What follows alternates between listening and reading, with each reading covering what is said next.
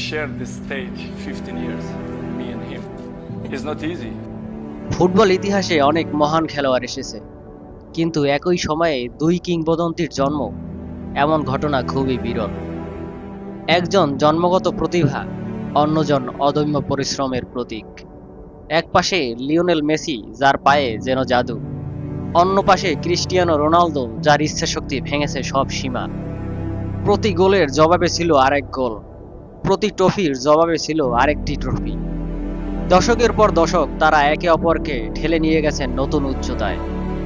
Messi শিখিয়েছেন শিল্প, সৃজনশীলতা আর অসম্ভবকে সম্ভব করার গল্প। রোনালদো শিখিয়েছেন পরিশ্রম, আত্মবিশ্বাস আর কখনো হার না মানার শিক্ষা। কিন্তু কে সেরা, মেসি নাকি রোনালদো?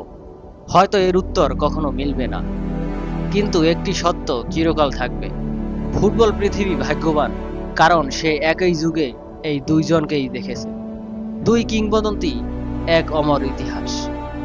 আপনি মেসি ফ্যান হন বা CR7 ফ্যান, সব ট্রোল, সব সমালোচনা বাদ দিয়ে শুধু এদের পারফরমেন্স উপভোগ করুন। এটাই তাদের শেষ ওয়ার্ল্ড কাপ, এটাই তাদের শেষ রাইভালরি স্টেজ।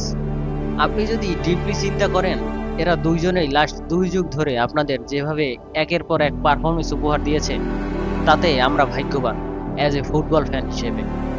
এমন রাইভাল আর ফুটবল ওয়ার্ল্ডে পাবেন না, বা ফিউচারে পাওয়ার কোনো সম্ভাবনাও নেই। তাই সেরেপ উপভোগ করুন। কত রাত এদের খেলা দেখার জন্য আপনি ঘুমাননি, আর এরা দুইজন বিদায় নিলে আপনি আর ইমোশন নিয়ে আগের মতন ফুটবল দেখবেন না। এদের রাইভাল এমন স্টেজে চলে গেছে যে মেসি যদি সান্তিয়াগো বার্নাব্যুতে হ্যাটট্রিক করে, নেক্সট ম্যাচে ক্যাম্প নুতে CR7 হ্যাটট্রিক করে। এমন জুটি আপনি আর কই পাবেন?